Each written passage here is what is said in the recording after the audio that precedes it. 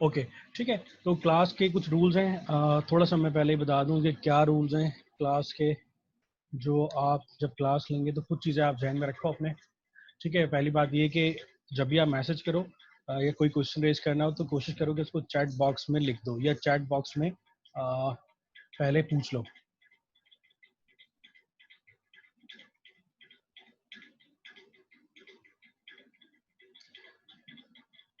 ठीक है, आपने चैट बॉक्स में पूछ लेना है, माइक के ऊपर डायरेक्टली मत आओ, क्योंकि अगर एक साथ सब लोग माइक पे आएंगे तो थोड़ा सा मुश्किल होगा। अच्छा, किसी किस्म के डिस्टर्बेंस क्रिएट ना करो तो बेहतर है। दूसरा, आपको अटेंडेंस का प्रोसीजर समझ लो कि अटेंडेंस कैसे मार्क करनी होगी। अटेंडेंस मार्क करने का बड़ा सिंपल तरीका है इसमें कि आप चैट बॉक्स में जाओगे और चैट बॉक्स में जाने के बाद अपना नाम, सिर्फ अपना नाम लिख के और उसको चैट बॉक्स में एंटर कर दोगे। अब जैसे ही नाम लिखोगे मेरे पास आपकी ये अटेंडेंस मार्क हो जाएगी। ठीक है, तो अटेंडेंस का बड़ा सिंपल है। आपने क्या करना है, आप सिंपली चैट बॉक्स में अपना नाम लिख दोगे तो आपकी इस क्लास की जो है वो अटेंडेंस मार्क हो जाएगी। ठीक है। चौथी बात ये है कि जो स्लाइड्स इसमें बनी हुई है, मैंने बनाई है स्लाइड्स, उसको कॉपी या वो करने की ज़रूरत नहीं है, या उसको जल्दी जल्दी मार्क करके या तस्वीरें खींचने की ज़रूरत नहीं है। ये तमाम स्लाइड्स मैं आपको क्लास के बाद दे दूंगा। ठीक है, मैं व्हाट्सएप पे शेयर कर दूंगा तहरीम के साथ, वो आप सबके साथ शेयर कर देगी। तो इन स्लाइड्स के बारे में जो बनी हुई है, तो इसको कॉपी करने की कोशिश नहीं करना, इनको समझने की कोशिश करना। कोशिश ये करना कि अपने पास आपके पास नोट पैड जो है, जो आपकी लेक्चर कॉपी है, उसके अंदर स्लाइड नंबर जैसे चल रहा है 1 2 3, तो स्लाइड नंबर वाइज लिख के अपने पास जो एक्चुअली पॉइंट है, जो समझाना, जो समझने की बात है, जो आपको समझाना चाह रहे हैं, उसको आप क्या करें, समझें। ठीक है, अपने हिसाब से उसको नोट, अपना कॉन्सेप्ट नोट करें, और ये स्लाइड्स आपको एज इट इज में दे दूंगा। ठीक है, तो ये स्लाइड्स आपको मिल जाएंगी, उसके लिए आपको परेशान होने की ज़रूरत नहीं है कि आप बजाय इसके कि आप इसको बार बार कॉपी कर रहे हो। ठीक है। अच्छा, इसके अलावा अच्छा, एक और बात ये कि अगर इन केस कोई डिस्टर्बेंस आपके पास होती है, इंटरनेट कनेक्टिविटी की अगर मसला होता है, तो उसमें आपको परेशान होने की ज़रूरत नहीं है। ठीक है। ये जितने भी लेक्चर्स हैं ये तमाम के तमाम रिकॉर्ड हो रहे हैं।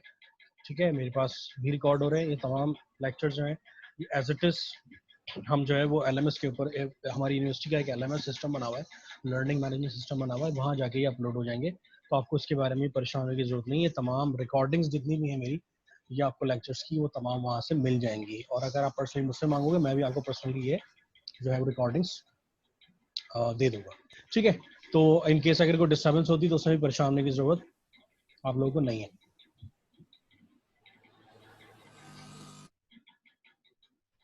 ठीक है, तो ये कुछ रूल्स थे क्लास के। ठीक है, हम प्रॉपरली क्लास का थोड़ा सा आगाज़ कर लेते हैं। अगर तुम लोगों को याद हो तो हमने हेल्थ बायो टेक्नोलॉजी के कोर्स बेसिकली शुरू किया था, काफ़ी दिन हो गए इसको, और काफ़ी गैप के बाद क्लासेस रीस्टार्ट हुई है। तो मैं चाह रहा हूँ कि थोड़ा सा जो है ना वो रिकैप कर दूँ तमाम चीज़ों का, ताकि तुम लोग की याददाश्त भी वापस आ जाए, और तुम लोगों को थोड़ा सा पता भी चल जाए कि हाँ, हम लोग ने हेल्थ बायो टेक्नोलॉजी पढ़ना शुरू की थी सेमेस्टर में, which is very important course. अगर तुम लोगों को थोड़ा सा याद हो तो स्टार्टिंग में हेल्थ बायो टेक्नोलॉजी में मैंने हेल्थ बायो टेक्नोलॉजी की इंपॉर्टेंस के ऊपर एक थोड़ा सा तुम लोगों को समझाया था कि बेसिकली हेल्थ बायो टेक्नोलॉजी होती क्या है। तो हेल्थ बायो टेक्नोलॉजी मैंने देखा था कि बेसिकली बायोटेक्नोलॉजी का ये बेसिकली हेल्थ एस्पेक्ट है, कि बायोटेक्नोलॉजी किस तरह से हेल्थ में कंट्रीब्यूट कर रही होती है।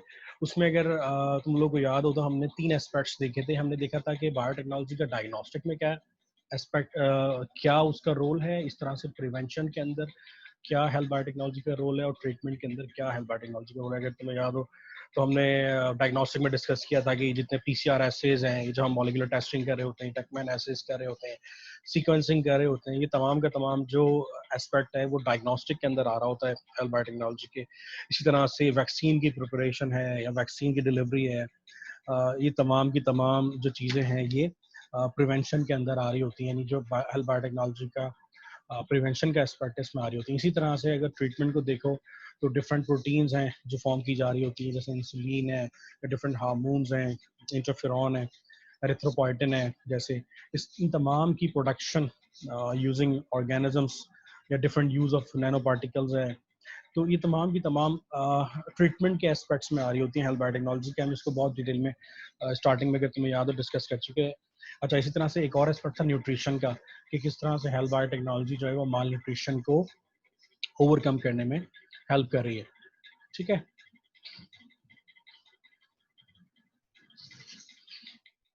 अच्छा, इसके बाद हमने बेसिकली, अगर तुम्हें याद हो तो, सोशल और एथिकल हमने कंसर्न्स पढ़े थे कि एक्चुअली बायोटेक्नोलॉजी के स्पेसिफिकली हेल्थ बायोटेक्नोलॉजी से रिलेटेड क्या क्या एथिकल इश्यूज हैं, कंसर्न्स हैं जो कि एड्रेस हुए हैं और जो स्टिल एड्रेस हो रहे हैं।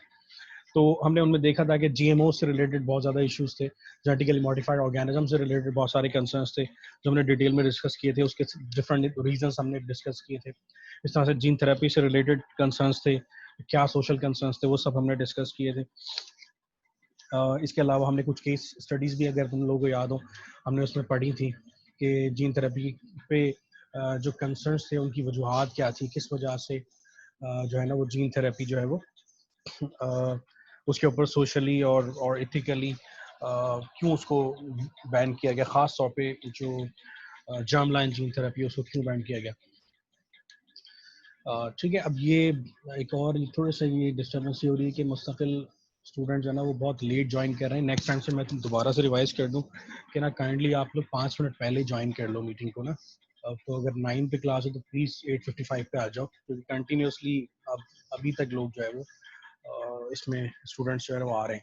अच्छा, अगर उसके बाद तुम्हें याद हो, इस टॉपिक के बाद हमने जो चीज़ डिस्कस की थी वो molecular basis of the disease थी।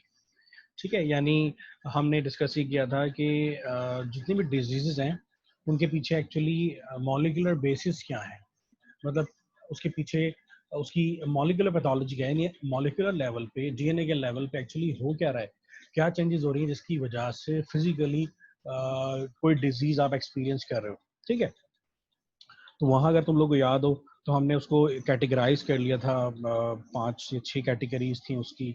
हमने उसमें डिस्कस किया था कि अगर आम तौर पे जो डिजीज़ हैं, इनहेरिटेड डिजीज़ हैं, उनके पीछे कोई ना कोई एंजाइम का चेंज होता है या किसी न किसी एंजाइम इनहिबिटर का चेंज होता है। ठीक है, और या किसी न किसी रिसेप्टर का चेंज होता है। वहाँ पे हमने बहुत सारे एग्जांपल्स भी डिस्कस की थी, अगर तुम लोगों को याद हो। हमने एंजाइम्स के अंदर डिस्कस किया था कि फिनाइल एलानिन हाइड्रोक्सिलेज जो एंजाइम है बेसिकली, उसकी अगर डेफिशिएंसी हो तो उसकी वजह से फिनाइल कीटोन यूरिया हो रहा होता है। तो ये तमाम वो चीज़ें हैं जो कि हम पहले डिस्कस कर चुके हैं। ठीक है,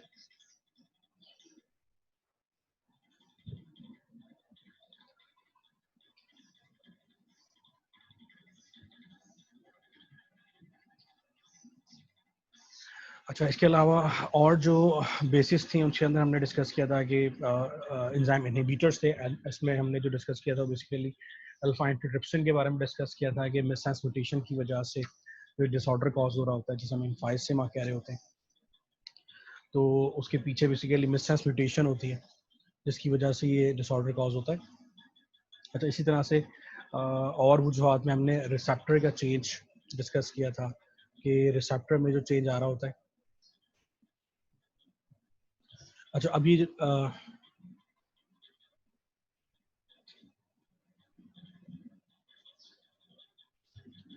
अच्छा, मेरी आवाज़ नहीं आ रही है तुम लोगों को?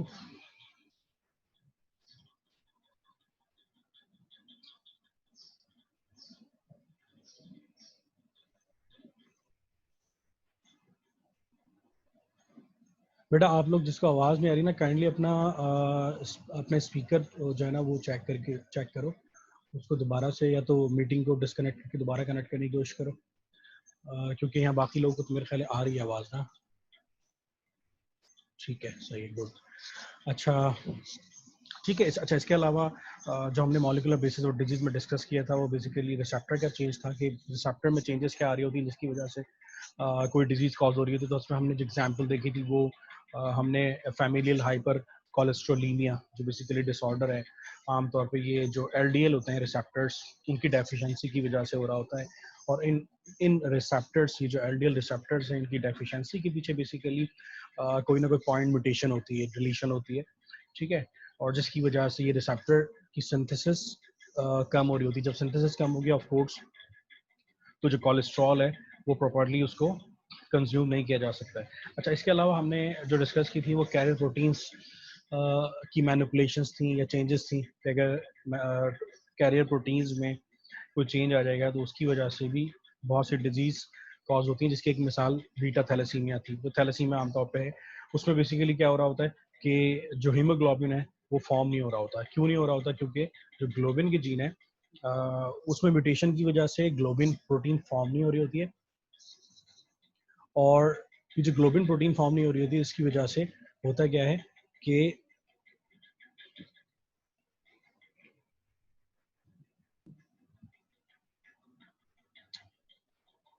अच्छा, आप लोगों को नहीं आ रही है आवाज?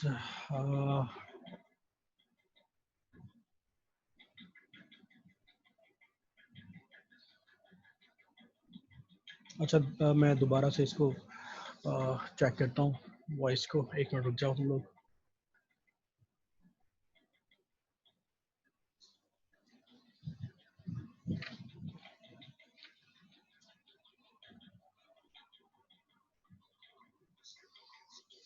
ठीक है, अब चेक करो, अब आ रही है आवाज तुम लोगों को? ठीक है, चलो। माइट भी देखो, जिन जिन लोग बच्चों को नहीं आ रही ना आवाज, वो माइट भी उनके इंटरनेट कनेक्टिविटी में इशू हो सकता है। मैंने फिर दोबारा से मैं बता दूं, मैंने पहले भी स्टार्टिंग में कहा कि अगर कोई चीज़ मिस हो रही है, कोई डिस्टर्बेंस क्रिएट हो रही तुम्हारे एंड पे, तो परेशान होने की उसमें ज़रूरत नहीं है। ठीक है, क्योंकि ये लेक्चर्स रिकॉर्डेड हैं, तो तुम्हें तमाम रिकॉर्डिंग मिल जाएगी। ठीक है, LMS पे से मिल जाएंगी फर्स्ट के, या मेरे मुझसे भी तुम पर्सनली ले सकते हो।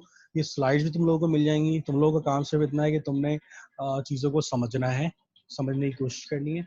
ठीक है तो इसको कॉपी करने की, डायरेक्टली करने की या परेशान होने की जरूरत नहीं है। कोशिश करो कि उसको कॉन्सेप्ट्स को समझो। ठीक है, तो आई थिंक कि मेरी बात समझ में आ गई होगी।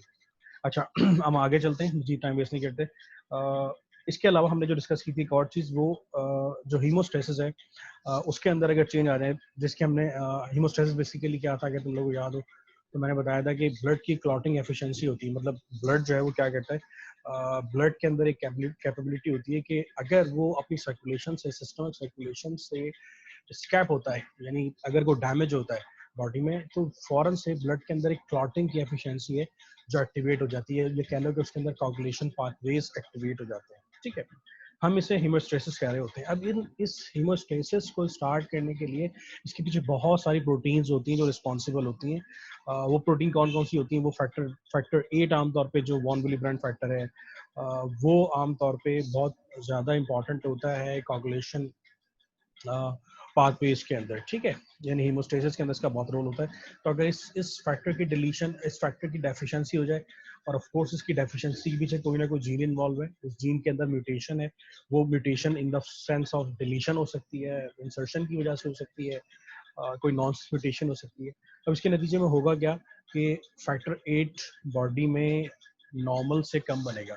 जब वो नॉर्मल से कम बनेगा तो ऑफ कोर्स के नतीजे में अब होगा क्या, उसके नतीजे में होगा ये कि इनकेस अगर ब्लीडिंग होती है तो कोई डैमेज होता है, ठीक है, या स्किन ब्रीच होती है, तो उसके नतीजे में होगा क्या कि ब्लड जो है वो कोगुलेट नहीं होगा।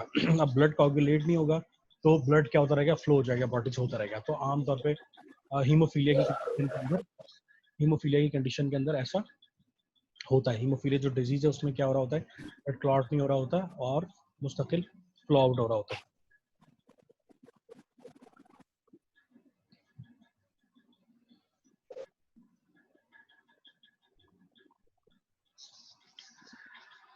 ठीक है, इस तरह से ग्रोथ रेगुलेशन के अंदर कोई अगर चेंज हो तो इसके अंदर हमने रेटिनोब्लास्टोमा डिस्कस किया था कि बेसिकली रेटिनोब्लास्टोमा है जो रिस्पॉन्सिबल होती है, कि जीन रिस्पॉन्सिबल होती है ग्रोथ रेगुलेशन के लिए। इसी तरह से जो स्ट्रक्चरल प्रोटीन्स हैं कुछ और, जैसे कोलेजन है, जो कि मसल्स की फॉर्मेशन के अंदर अपना रोल प्ले करती है। तो अगर कोलेजन की डिलीशन हो जाए तो उसके नतीजे में भी डिफरेंट डिजीज कॉज हो रही होती है, जैसे ऑस्टियोजेनेसिस इम्परफेक्टा है, ठीक है, डिस्ट्रॉफिन है, इस तरह से डकन्स मस्कुलर डिस्ट्रॉफी है। तो बहुत सारे डिसऑर्डर्स हैं जो कि स्ट्रक्चरल प्रोटीन्स की म्यूटेशन की वजह से भी कॉज हो रही होती हैं। तो ये थोड़ा सा हमने मॉलिकुलर बेसिस में चीज़ें देखी थी। इसके अलावा हमने इनहेरिटेंस पैटर्न्स, अगर तुम लोगों को याद हो, वो भी देखे थे कि बेसिकली 4 तरह के इनहेरिटेंस पैटर्न्स होते हैं: autosomal dominant, autosomal recessive, x linked dominant या एक्स लिंक्ड रिसेसिव। तो ये तमाम पैटर्न्स होते हैं। ठीक है, हमने तो डिस्कस भी किया था। बेटा अपना माइक ऑफ कर दो, कौन है जो माइक खोल के बैठा हुआ है?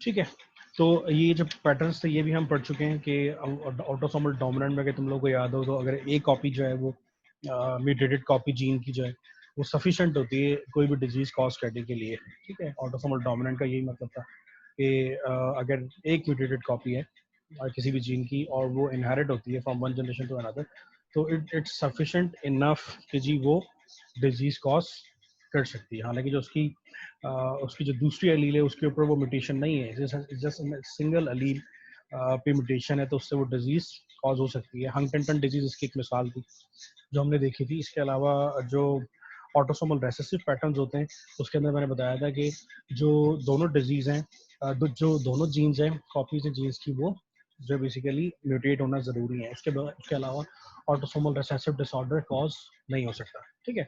तो उसकी हमने एग्जांपल जो देखी थी वो सिस्टिक फाइब्रोसिस मैंने बताई थी।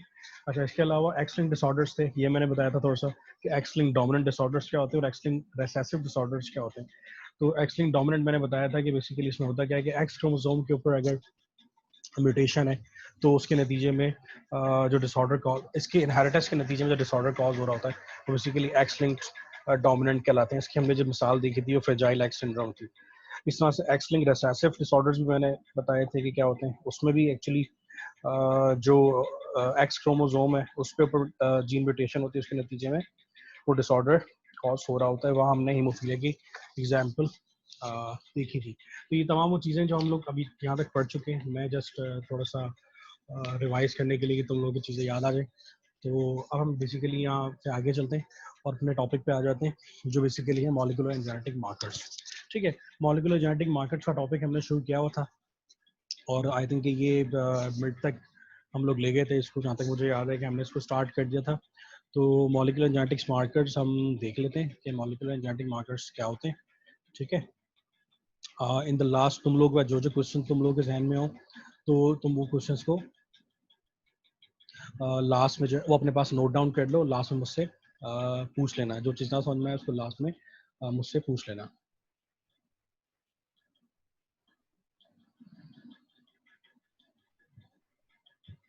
अहमद बेटा, आप जो है ना, आपकी स्लाइड इसलिए चेंज नहीं हो रही कि माइट भी आपके इंटरनेट का कनेक्शन का मसला हो सकता है।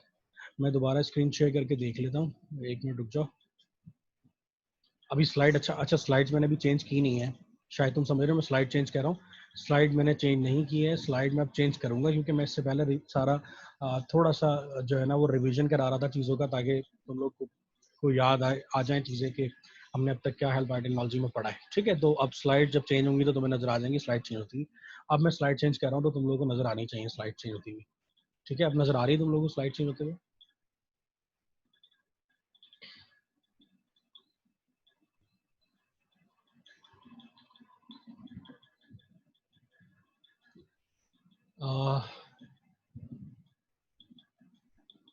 ठीक है, गुड।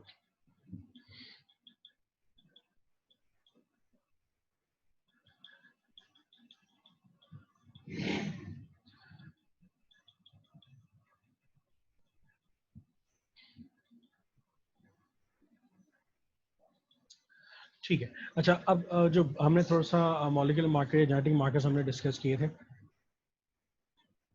तो थोड़ा सा मैं स्टार्ट करूं बायोमार्कर से कि बेसिकली बायोमार्कर क्या होता है। ऑल तो क्या हम ये चीज़ें डिस्कस कर चुके हैं, लेकिन मैं फिर भी चाह रहा हूँ कि ये इस टॉपिक को जो है वो तुम्हें थोड़ा सा तुम्हें इसका आइडिया हो जाए कि हमने इसमें क्या क्या चीज़ें जो है वो हम पढ़ चुके हैं।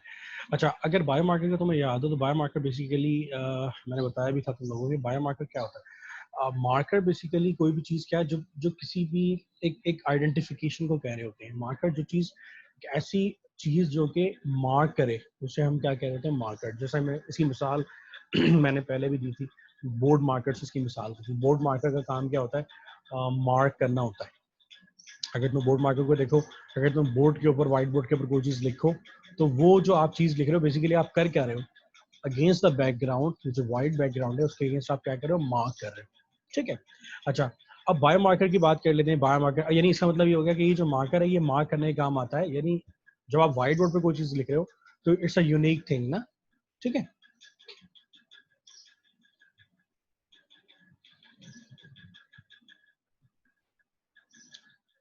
अच्छा बेटा, ये एक मुझे बात बताओ, तुम लोग इनमें से ये मुझे बताओ कि ये जो तुम लोगों ने अपने नाम यहाँ पे लिखे हुए हैं, ये या आपने फॉर एग्जांपल ये ओप्पो लिखा हुआ है, तो बेटा ये अपने नाम के साथ यहाँ पे एंटर होगा। मीटिंग अगर ज्वाइन कर रहे हो, क्लास ज्वाइन कर रहे हो, तो अपने प्रॉपर नाम के साथ ज्वाइन करो। मुझे यहाँ बहुत सारे लोगों के नाम लिखे हुए नजर नहीं आ रहे, बल्कि कुछ और लिखा हुआ नजर आ रहा है। मुझे नहीं पता ये गैलेक्सी ऑन 5 2016 कौन है। तो ये बेटा जो भी स्टूडेंट है अपना नाम लिख के इसको रीनेम करे, और अपना नाम करेक्टली अपना नाम लिख के, जो नाम नहीं लिखेगा मैं उसके अटेंडेंस मार्क्स नहीं करूँगा, ठीक है, उसके अटेंडेंस मार्क नहीं होगी। काइंडली ये जो तुम लोगों ने अपने अपने नाम रखे हुए हैं यहाँ पे, इसको प्रॉपर्ली अपना नाम लिखो, इसको चेंज करो। ये ओप्पो A5 ये कोई नाम नहीं है, इसको नाम करो, अपना नाम लिखो प्रॉपर्ली, और उसके बाद ज्वाइन करो क्लास को, ठीक है। तो ये it's not not good at और नॉट एक्सेप्टेबल एट ऑल, ठीक है। तो इसको अपना करेक्ट करो अपने नाम को, ठीक है। अब बायोमार्कर बेसिकली क्या, is a molecular substance in the body that is used as an indicator of a specific biological process occurring in the body. Biomarker वैसे भी अगर तुम देखो तो तुम्हें वैसे भी पता होगा कि हम बायोकेमिस्ट्री के अंदर बहुत सारे डायग्नोस्टिक के अंदर हम बहुत सारे टेस्ट कर रहे होते हैं।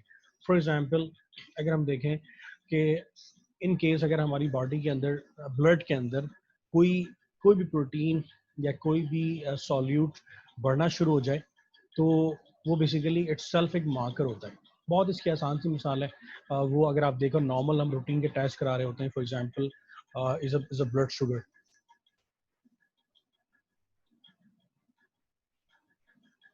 अब फॉर एग्जांपल जैसे ब्लड शुगर है, अब ब्लड शुगर क्या है, ब्लड शुगर अगर ब्लड में रेज होना शुरू हो जाए, is a biomarker, is a marker. क्या मतलब है मार्कर, क्यों मार्कर है, क्यों ब्लड शुगर का ब्लड में रेज होना ये बता रहा है कि there is something wrong with your pancreas.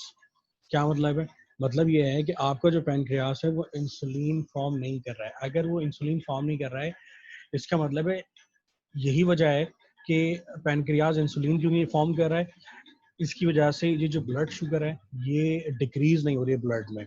अब ब्लड शुगर कंसिस्टेंटली हाई अगर आ रही है, तो इसका मतलब ये है कि आपकी इंसुलिन फंक्शन नहीं कर रही है। इंसुलिन फंक्शन ना करने का मतलब क्या है, अब इसमें दो रीजन हो सकते हैं, आइदर के पैनक्रियाज बना नहीं रहा है या एन पैनक्रियाज डिफेक्टिव बना रहा है, ठीक है।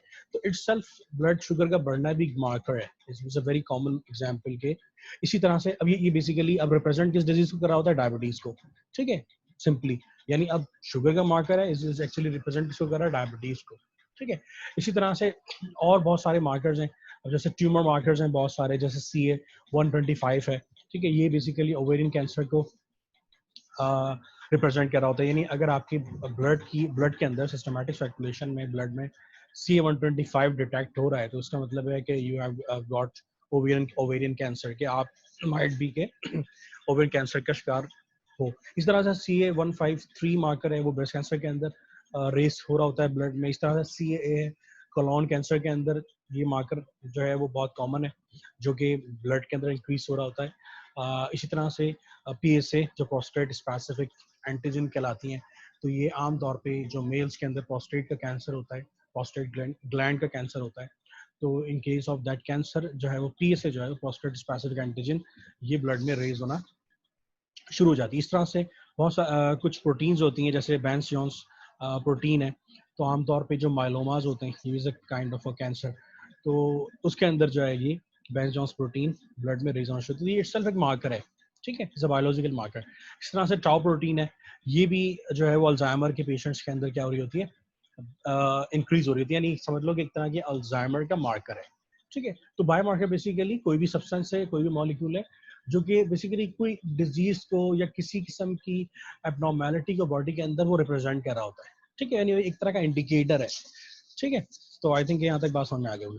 अच्छा आगे चलते हैं।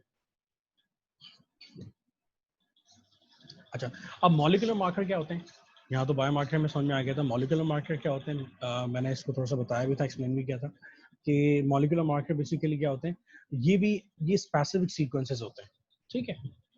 और ये ऐसे स्पेसिफिक सीक्वेंसेस होते हैं जो कि तमाम इंडिविजुअल्स के अंदर वेरी कर रहे होते हैं, ठीक है।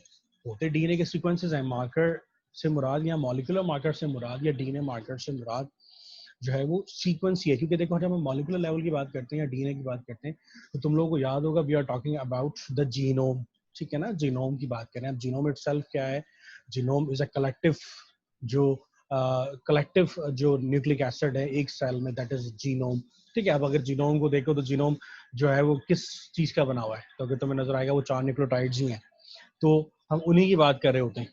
अब यकीनन यही जो न्यूक्लियोटाइड्स के पैटर्न्स हैं, ठीक है, यही मार्कर्स हैं। क्या मतलब, ये जो जीनोम के ऊपर न्यूक्लियोटाइड के पैटर्न्स मौजूद हैं, इफ दे आर स्पेसिफिक, और ये जो स्पेसिफिक मार्कर, ये जो स्पेसिफिक सीक्वेंसेस हैं, ये डिफरेंट इंडिविजुअल्स के अंदर वेरी कर रहे होते हैं।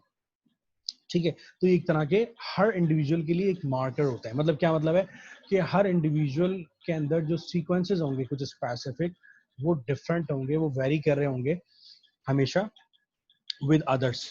ठीक है, तो ये बेसिकली मार्कर्स होते हैं। यानी उसका और अगर तुम सिंप्लीफाई कर लो तो is a specific fragment of DNA that can be identified within the whole genome. ठीक है, यानी बहुत स्पेसिफिक फ्रैगमेंट्स होते हैं जो कि किसी भी इंडिविजुअल के अंदर जो है वो उसकी उसकी रिप्रेजेंट उसको उसकी इंडिविजुअलिटी को रिप्रेजेंट कर रहे होते हैं, यानी वो डिफरेंट होंगे। ठीक है, मेरे मॉलिक्यूलर मार्कर्स जो है वो डिफरेंट होंगे आपसे, हर एक के मॉलिक्यूलर मार्कर्स जो है वो डिफरेंट होंगे दूसरे से। क्या मतलब है इसका? इसका मतलब ये है मार्कर तो वही होगा, लेकिन उनकी जो पोजीशंस हैं, सीक्वेंसेस तो वही होंगे, लेकिन उन सीक्वेंसेस की पोजीशन वेरी करेंगी। यानी यूनिक पोजीशंस होंगी मेरे अंदर, यूनिक पोजीशन होंगी आपके अंदर। ठीक है, अब ये जो यूनिक पोजीशंस हैं जीनोम पर, ये बेसिकली क्या है? मार्कर्स हैं। ठीक है, molecular marker are the general, अच्छा ये जो थर्ड पॉइंट है वो क्या है? Molecular markers are the general assays that allow detection of the sequence differences between two और मोर। ये वही वाली बात है कि दो इंडिविजुअल्स के दरमियान में ये क्या कर रहे होते हैं? डिफरेंस कर रहे होते हैं।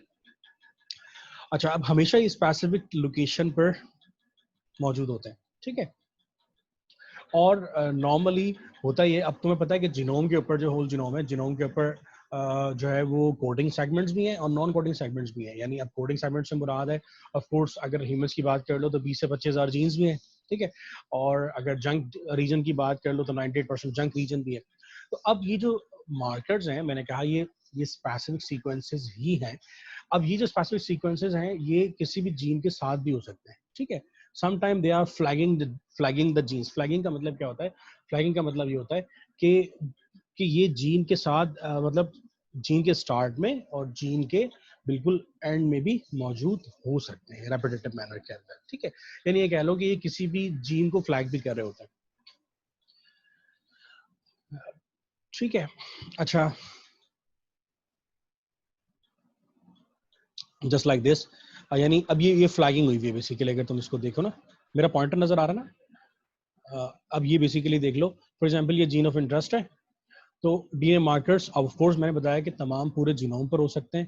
तो ऑफ कोर्स ये मार्कर्स जो जीन्स हैं उनको फ्लैग भी कर रहे होते हैं और कर सकते हैं, लाइक दिस। ठीक है,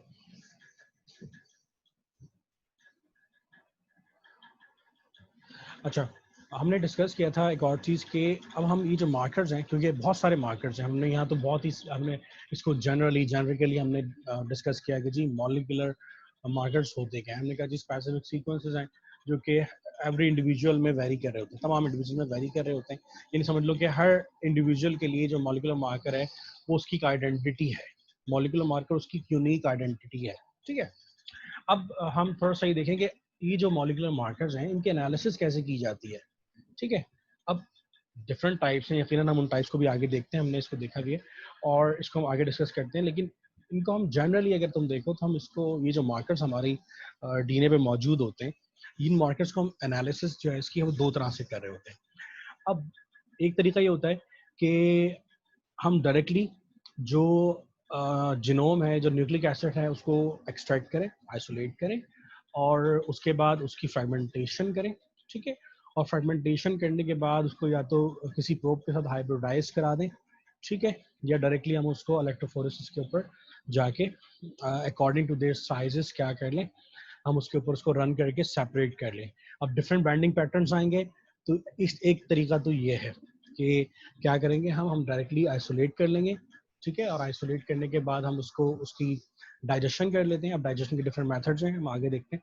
डाइजेशन कर लेंगे, डाइजेशन करने के बाद हम क्या करेंगे, हम उसको डिफरेंट जेल्स के ऊपर जो है वो रन करके उसके साइजेस हम देख लेंगे, ठीक है। अच्छा, अब इस तरह से जो दूसरा मेथड है, अच्छा अब इसके लिए जो हम इसे कहते हैं न्यूक्लिक एसिड हाइब्रिडाइजेशन, लेकिन अब इसमें क्या है, हमें एक इसकी थोड़ी सी लिमिटेशन कह लो या इसकी फीचर्स कह लो। इसमें क्या होता है कि जब हम इस मेथड को फॉलो कर रहे होते हैं तो हमें एक लार्ज अमाउंट में या एक इनफ क्वांटिटी में डीएनए जीनोम हमें चाहिए होता है, ठीक है।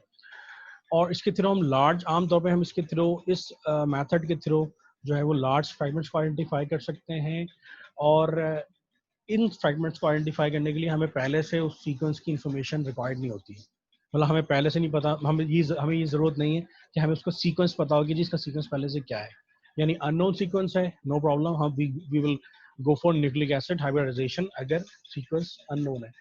अच्छा, दूसरा मेथड जो होता है एनालिसिस का, वो कहलाता है पीसीआर एम्पलीफिकेशन। अब पीसीआर एम्पलीफिकेशन का क्या मतलब होता है, यहाँ तो मैं समझ में आ रहा होगा कि हम पहले क्या करेंगे, पीसीआर करेंगे, ठीक है। जब हम सैंपल कोई भी लेंगे, जो भी सैंपल आएगा जिसमें हमने डिटेक्शन करनी होगी, वो चाहे वो ब्लड का सैंपल हो, चाहे वो सलाइवा का हो, या what ever sample it is, चाहे वो बाल हो या चाहे वो स्किन हो, जो भी सैंपल आपके पास आएगा, आप क्या करोगे, उसमें से एक्सट्रैक्शन करोगे।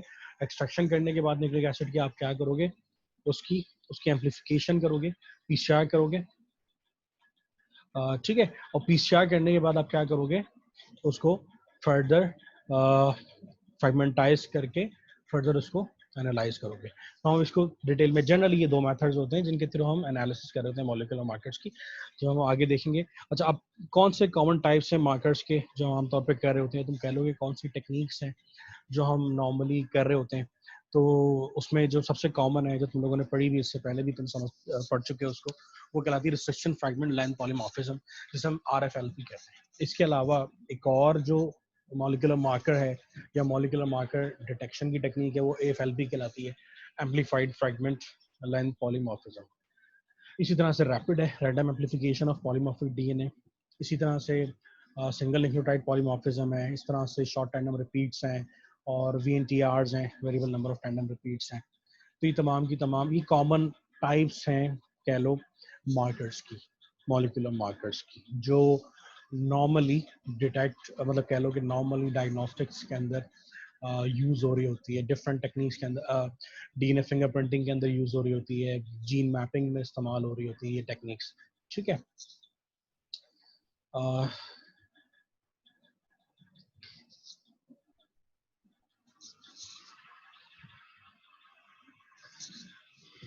अच्छा, यहाँ तक किसी ने कोई सवाल करना है तो बता दो। अभी तक सारा कुछ रिवीजन पे ही चल रहा है, सारी चीज़ें रिवाइज ही की गई हैं। अगर किसी के जहन में कोई क्वेश्चन है तो बता दो।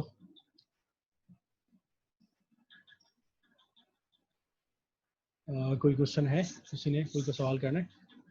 ठीक है, कोई बात अगर नहीं समझ में आए तो पूछ सकते हो, लेटर ऑन भी पूछ सकते हो।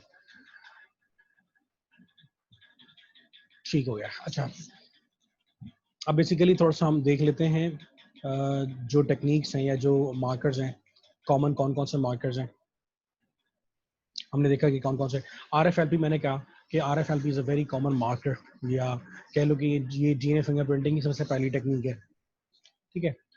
अब बेसिकली आरएफएलपी है क्या? अगर आरएफएलपी को देखो तो ये बेसिकली ग्रीक वर्ड है, ग्रीक वर्ड है जिसका मतलब होता है मैनी शेप्स। मैनी शेप्स मतलब कि मुख्तलिफ, बहुत सारी मुख्तलिफ शक्लें, अगर मैं इसको वर्ड टू वर्ड ट्रांसलेट करूँ तो, ठीक है। ये एक साइंटिस्ट थे, ग्रॉडजिकर, उसने सबसे पहले ये टर्म इस्तेमाल की थी ना। अच्छा, अब आरएफएलपी बेसिकली है क्या? RFLP basically restriction fragment length polymorphism. अच्छा, अब पॉलीमॉर्फिज्म का जो वर्ड है, अब मैं अपनी चारों वर्ड्स को अगर हम डिवाइड कर लें एग्जांपल, तो अब बेसिकली रिस्ट्रिक्शन एक वर्ड है, ठीक है। अब फ्रैगमेंट एक वर्ड है,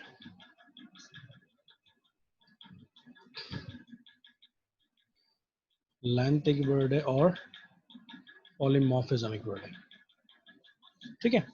अब रिस्ट्रिक्शन से क्या मुराद होती है, ठीक है भाई? फाइल, ये वर्ड की फाइल तुम्हें नजर आ रही है, मेरी स्क्रीन नजर आ रही है तुम लोगों को? ये वर्ड की फाइल जो मैंने खोली वो नजर आ रही है? ओके। अच्छा, अब देखो, अब रिस्ट्रिक्शन से क्या मुराद होती है? अगर तुम ये देखो, ये जो मार्कर है, आरएफएलपी मार्कर है, इटसेल्फ, इसका जो नेम है वो इटसेल्फ ही बता रहा होता है कि ये बेसिकली क्या टेक्निक है, ठीक है। अच्छा, अब रिस्ट्रिक्शन से क्या मुराद है? अगर तुम्हें याद हो, रिस्ट्रिक्शन एंजाइम्स तुमने पढ़े होंगे, restriction enzymes, basically restriction enzymes का काम क्या होता है? रिस्ट्रिक्शन एंजाइम्स एक ऐसे एंजाइम्स होते हैं जो क्या करते हैं, जो डीएनए को स्पेसिफिकली कट करने की सलाहियत रखते हैं या स्पेसिफिकली डीएनए को डाइजेस्ट करने की सलाहियत रखते हैं। ये बेसिकली वायरस में सबसे पहले बैक्टीरिया के अंदर जो है ये आइडेंटिफाई हुए थे। बेसिकली बैक्टीरिया रिस्ट्रिक्शन एंजाइम्स को यूज करता है अपने डिफेंस के लिए। ठीक है, जब भी कोई बैक्टीरियोफेज वायरस उसको इन्फेक्ट करता है तो ये बैक्टीरिया क्या करता है, अपने पास के पास कुछ एंजाइम्स होते हैं, जिसे रिस्ट्रिक्शन एंजाइम का नाम दिया गया था जब ये डिस्कवर हुए थे। वो क्या करता है, इन फॉरेन डीएनए को, जो वायरल डीएनए बैक्टीरिया के जीनोम में एंटर होता है या बैक्टीरिया के सेल में एंटर होता है, तो रिस्ट्रिक्शन एंजाइम क्या करते हैं, उसको ब्रेक डाउन कर देते हैं या चॉप कर देते हैं। ठीक है, तो ये रिस्ट्रिक्शन का वर्ड बेसिकली रिस्ट्रिक्शन एंजाइम्स को रिप्रेजेंट कर रहा होता है कि हम इस टेक्निक में रिस्ट्रिक्शन एंजाइम्स को यूज करते हैं, यानी ऐसे एंजाइम को यूज करते हैं जो क्या करते हैं, डीएनए को डाइजेस्ट कर सकते हैं, ब्रेक कर सकते हैं। ठीक है, दूसरा वर्ड है फ्रैगमेंट। फ्रैगमेंट का मतलब क्या है? फ्रैगमेंट क्या है? अब जब हम रिस्ट्रिक्शन एंजाइम से किसी भी न्यूक्लिक एसिड को, किसी भी जीनोम को ब्रेक करते हैं या चॉप करते हैं या डाइजेस्ट करते हैं, तो उसके नतीजे में फ्रैगमेंटेशन होती है। फ्रैगमेंटेशन का क्या मतलब है कि डिफरेंट पीसेस फॉर्म हो जाएंगे। ठीक है, ऑफ कोर्स क्योंकि जो रिस्ट्रिक्शन एंजाइम है वो स्पेसिफिकली एक सीक्वेंस, एक प्रॉपर कह लो कि एक उसकी लोकेशन होगी, रिस्ट्रिक्शन साइट्स होंगी उस जीनोम के ऊपर, वो वहीं से ही उसको कट करेगा, उसके अलावा कहीं और से कट नहीं करेगा। जब रिस्ट्रिक्शन साइट से रिस्ट्रिक्शन एंजाइम ब्रेक डाउन करेगा, कट करेगा, तो उसके नतीजे में डिफरेंट फ्रैगमेंट्स जो है वो फॉर्म होंगे। अब लेंथ से क्या मुराद है? लेंथ से मुराद क्या है बेसिकली कि डिफरेंट लेंथ के होंगे। ठीक है, यानी जो लेंथ है वो वेरी कर रही होगी। ये जो लेंथ है ये इनकी बेसिकली वो वेरी कर रही होगी। अच्छा, इस तरह से पॉलीमॉर्फिज्म से क्या मुराद है? पॉलीमॉर्फिज्म का वर्ड जो है वो बेसिकली वेरिएशंस को शो कर रहा होता है। ठीक है, इसका मतलब होता है वेरिएशन, या कह लो कि वेरिएशन बेसिकली कहाँ वेरिएशन, कहाँ पे? डीएनए पे वेरिएशन।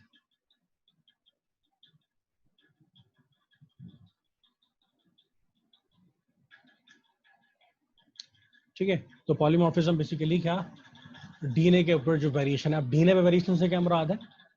या वेरिएशन ऑन डीएनए से क्या मुराद है? इससे मुराद ये है कि जो न्यूक्लियोटाइड्स हैं, डीएनए पे क्या बेसिकली न्यूक्लियोटाइड्स हैं, बेसिस हैं, वो बेसिस में चेंज आता रहता है।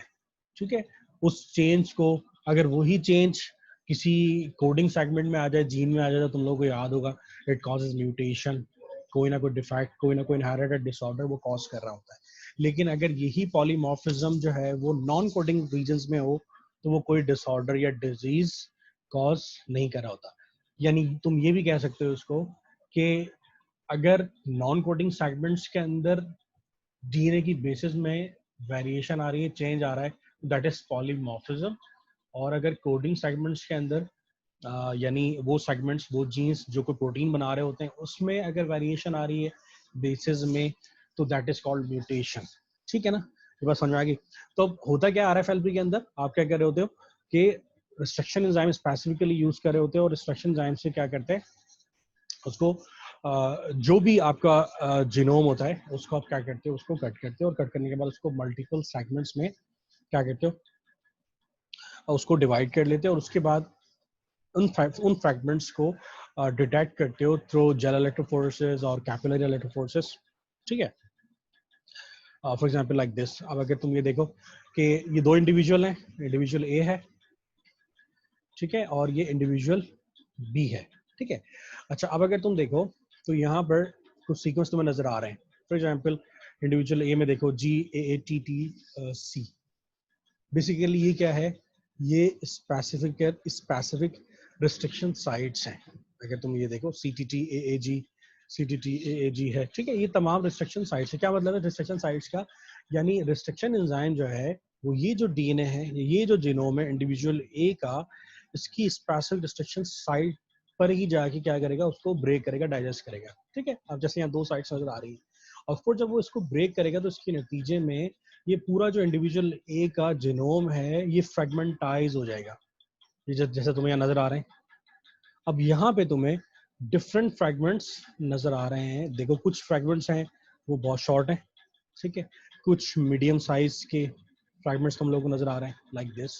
जैसे ये मीडियम साइज फ्रेगमेंट है, ये मीडियम साइज फ्रेगमेंट है, ये स्मॉल फ्रेगमेंट है, ये भी स्मॉल फ्रेगमेंट है। ठीक है, तो अब ये इंडिविजुअल ए है, जब इंडिविजुअल ए के जीनोम को या न्यूक्लिक एसिड को स्पेसिफिकली किसी रिस्ट्रिक्शन एंजाइम से डाइजेस्ट किया गया तो उसके नतीजे में फ्रेगमेंटेशन होगी, ठीक है। अब इस तरह से ये इंडिविजुअल बी है, अब ये इंडिविजुअल बी है, ऑफ कोर्स यही restriction site for example CTT AAG, यही रिस्ट्रिक्शन साइट इंडिविजुअल बी पर भी मौजूद है। अब ऐसा नहीं कि उसकी रिस्ट्रिक्शन साइट्स डिफरेंट होंगी, हम लोगों का जो जीनोम है वो ऑलमोस्ट 99% सिमिलर ही होता है, 1% तक वेरिएशन होती हैं, ठीक है। अच्छा, अब ये जो इंडिविजुअल ए है, इंडिविजुअल बी है, रिस्ट्रिक्शन साइट इसमें भी वही होंगी, लेकिन इन रिस्ट्रिक्शन साइट्स की लोकेशन वेरी करेगी, पोजीशंस वेरी करेंगी, ठीक है। तो जब इनकी पोजीशंस या इनकी लोकेशंस वेरी करेंगी तो इसके नतीजे में होगा क्या, इसके नतीजे में होगा ये जो फ्रेगमेंटेशन जब होगी तो ये फ्रेगमेंटेशन भी वेरी करेगी बिटवीन टू इंडिविजुअल्स, जैसा कि तुम्हें यहाँ नजर आ रहा है। इंडिविजुअल बी में भी सेम रिस्ट्रिक्शन साइट है, लेकिन जब वही रिस्ट्रिक्शन एंजाइम इंडिविजुअल बी को डाइजेस्ट करता है, कि जीनोम को डाइजेस्ट करता है, तो उसके नतीजे में डिफरेंट फ्रेगमेंट बन रहा है। अब यहाँ तुम्हें लॉन्ग फ्रेगमेंट ज्यादा नजर आ रहे हैं, ठीक है, जबकि यहाँ पे तुम्हें दोनों एक शॉर्ट फ्रेगमेंट भी नजर आ रहे हैं, मीडियम फ्रेगमेंट नजर आ रहे हैं। जब इन्हीं फ्रेगमेंट्स को आप इलेक्ट्रोफोरेसिस के ऊपर रन करोगे तो you will see different banding patterns, ठीक है।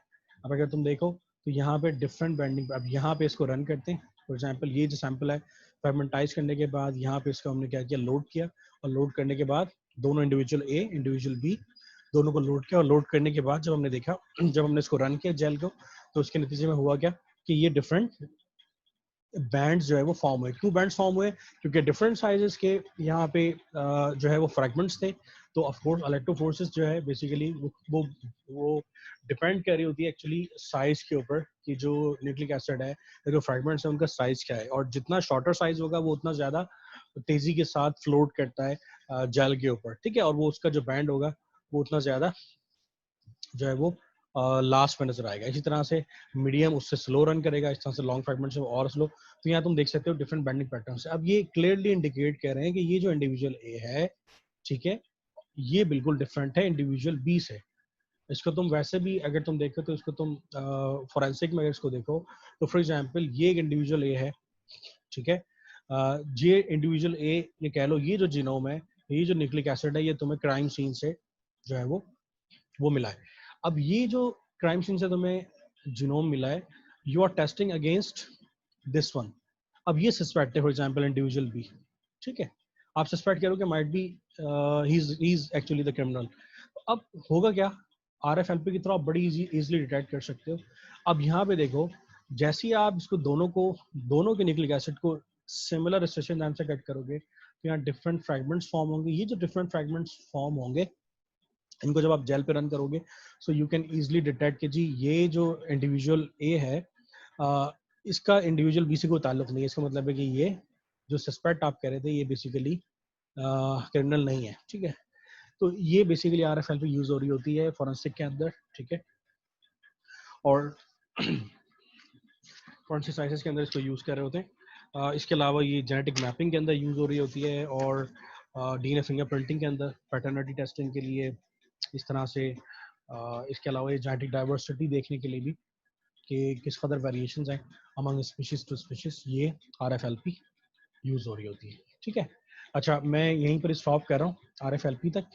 अगर यहाँ तक किसी का कोई सवाल है तो मुझे बताओ, ठीक है। तो यहाँ तक मेरी क्लास का टाइम ख़त्म हो गया, तो इसको फिर हम कल इंशाल्लाह ताला दोबारा से कंटिन्यू करेंगे AFLP से। नेक्स्ट टेक्निक जो है RFLP तक मॉलिक्यूलर मार्कर्स का जो टॉपिक हमने शुरू किया, इसमें अगर कोई सवाल है किसी को तो वो मुझसे पूछ सकता है अपना माइक ऑन करके 1 by 1। कोई चीज़ समझ में ना आई हो, ठीक है,